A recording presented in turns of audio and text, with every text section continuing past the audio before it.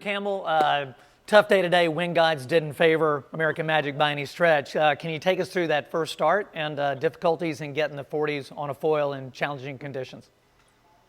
The boats are hard to sail, maybe under 8 knots, and those pre-starts that you'll see are really wild. How far upwind the track the fleet starts their towing process, and I don't think anybody really sailed for any of the starts today on their own. They all towed up by the chase boats at some point.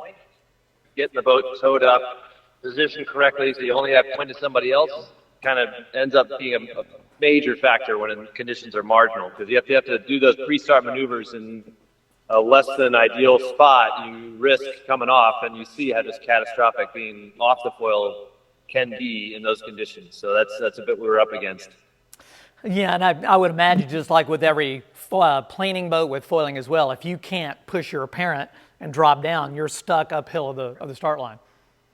Yeah, well, there's something to well, but I honestly, like the fleet, the course is so narrow and the boundaries are set up such that the boats are really just reaching across boundary to boundary in that kind of final 2 minutes before the start. Nobody really wants to go downwind and sail into the bad air and risk having a bad maneuver, and so they only really bear away for that starting box, right at the last minute, like in the last 30 or 40 seconds to the start. And so only that final approach does the fleet drag downwind and try and just dip below the start line just for a moment and then turn upwind and go on that first beat. So, you saw the guys have a tough couple of attempts at that today. And it was our whole day that we're going to end up debriefing about.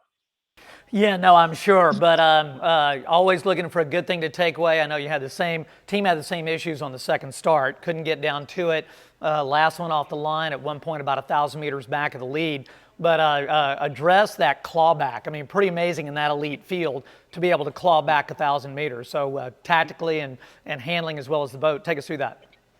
Yeah, for sure. The takeaway is that we just need to forget about what happened today and move on to tomorrow. It's a different forecast tomorrow. It's a different boat, different conditions. So we're going to be, that'll be the mentality. In retrospect, looking at today's racing, I think that we will definitely change how we do our tow procedure and where it starts and how that kind of protocol works to make sure that we're a little more conservative, a little safer. Picking good spots to do those maneuvers is almost a higher priority than doing them in a good tactical spot. Strategically making sure you stay on the foils becomes the highest priority in conditions like that. And you saw the limitations of the boats. Any boat that came off the foil was stuck in the water for a long time, and that would stretch out to these massive leads.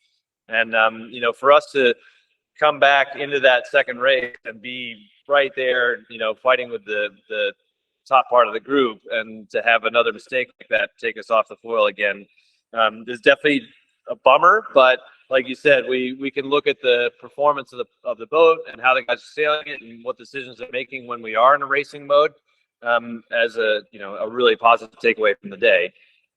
We just got to get the logistical side of it ironed out.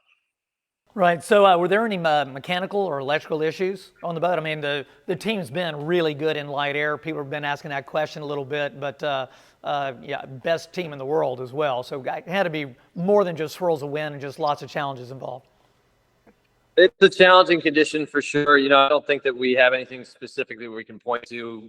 We know that we're all the teams are at risk in those conditions. You saw even Team New Zealand, struggle in that last race. So, as soon as you start pointing to somebody as the form team in any condition, everybody's human, and to make a mistake, we're only as good as we can come back from them. So that's how we're going to approach it. I mean, good tight fleet, hard one design, obviously, everybody doing what they do. You mentioned good conditions. Do you have the same team set up for tomorrow with Tom and Goody? Yeah, it'll be a similar squad tomorrow. The guys are excited to get into some different conditions. The support team, the rest of our team in Barcelona is behind our squad. We need to find ways to claw out of these holes and see what we're made of from these racing scenarios. It's as valuable to see a difficult scenario for us as it is to see a successful one when you think about it from a team standpoint. Understanding how each other works and what we need to get out of a slump like that's all really good takeaways, and we'll move forward in a positive way from it, no matter how the result ends up. Yeah, no, team is exceptional at that. Certainly, you guys, top to bottom, are pretty solid, about as best team as it gets. With those conditions tomorrow, what's the format in the racing? Will it still be 3 races tomorrow? I'd imagine so. It'll be still into the race format, almost similar to what we had today. I think it just meant to be a little more brief, so that'll be the biggest difference. And then we'll look to get into that match race final on Saturday if we can really 3 good races down tomorrow and get ourselves back in the hunt. Right on. Well, I know Terry's fond of saying that there's still a lot of meat on the bone, right? So the opportunity is there on the table. Everybody here is wishing you guys best of luck. Eager here at the watch of it. Eyes are watching. Wish you guys the best, Andrew. Thanks for your time. Thank you very much.